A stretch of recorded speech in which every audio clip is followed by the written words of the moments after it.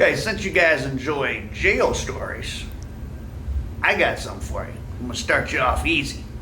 I'm gonna tell you about how dumb the inmates are in the Maricopa County Jail in Arizona. So, I'm brought in, and I'm in there, and the guy walks up to me and asks me what race I am. I guess I'm white, I guess, whatever. So apparently he was some type of Mexican. So he stops talking to me. So then people, so then I'm sitting down, and this white guy comes up to me and says, he like points at me and like to the back and like, come on, it's a woodpile. Like, woodpile? I was like, well, I'm not into that. I'm not a fag. She's like, oh, no, you have to come. I was like, I don't have to come nowhere to no woodpile. I don't know what that is. And some type of homosexual party. I'm not going. So then it was explained to me that the woods were the regular white inmates, not to be confused with the other white race, the white supremacist whites. Then there's the two kinds of Mexicans. There's the Paisas, who were born in Mexico. Then there's the La Razas, who are the Chicanos, Mexican Americans. Those would be your typical gangbanger type, such as Rude Dog, who slept in the bunk next to me and had a giant pit bull tattooed on his chest and would always have shirtless young inmates waiting for him on his bunk.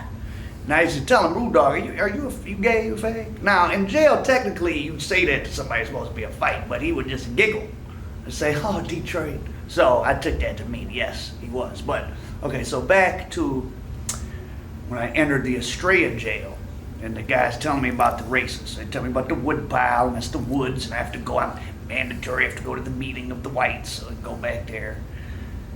So there's two kinds of Mexicans, there's two kinds of whites, the white power whites and the regular whites. Just one kind of black people.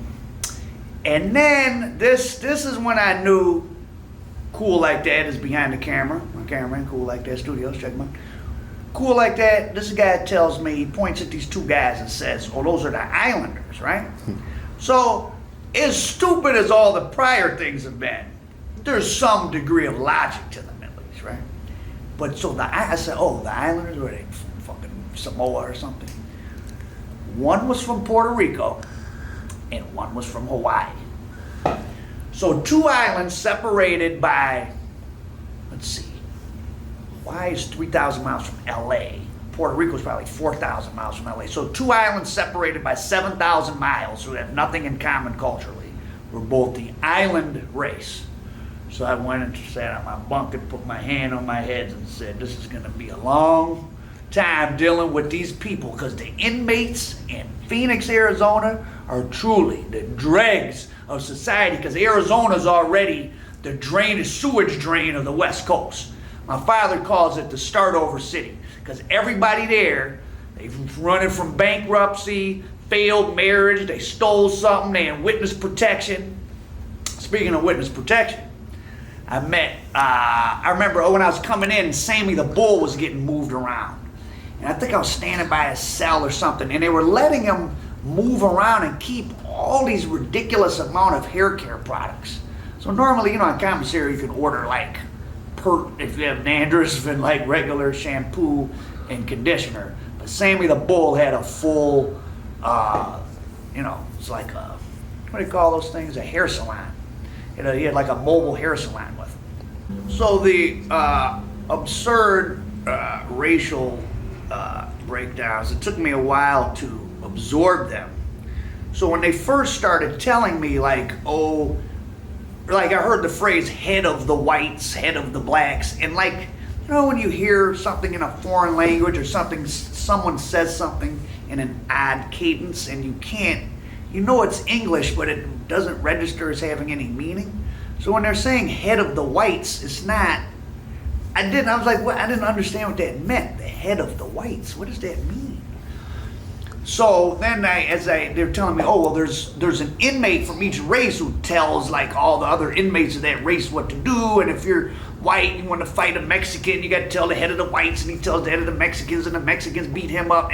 So I thought they're playing a practical joke, like, because clearly that's retarded. Like, so the biggest loser, so you're gonna go into jail, and some other loser inmate is gonna tell you what to do. And make no mistake, the people that are the heads of the races, they're the biggest losers, because they're usually the people who've been in jail the most and the longest. So you got the biggest loser is going to tell all of us who clearly don't know how to make good decisions because we're in jail. You don't get the worst decision maker to tell us bad decision makers what to do. So I thought they were playing a practical joke. So for like a couple days, I was walking around, and anytime there'd be a crowd of people, I'd yell, I'd be like, make way, head of the white's coming through. So then guys would run up to me, you can't do that, you can't do that. So eventually I stopped. Nothing happened. So the moral of the story is, when you're watching all these guys tell you about these racial politics in jail, and you think to yourself, well, this sounds pretty stupid. It's because it is. Because it makes no internal sense.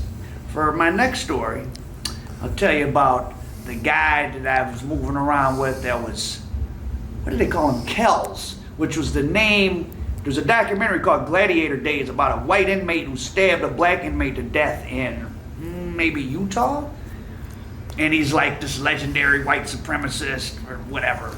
So there was a guy that I went in with and I would always be in the different cells with. And they called him that because he had went to jail.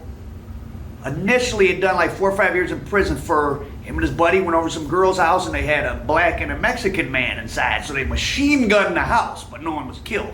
So he was out of jail on that, but he had some sort of probation, parole violation, so he was in the county. And I mean, I don't know, we were in that Australia jail again, because that was the medium security, that's where more stuff was happening.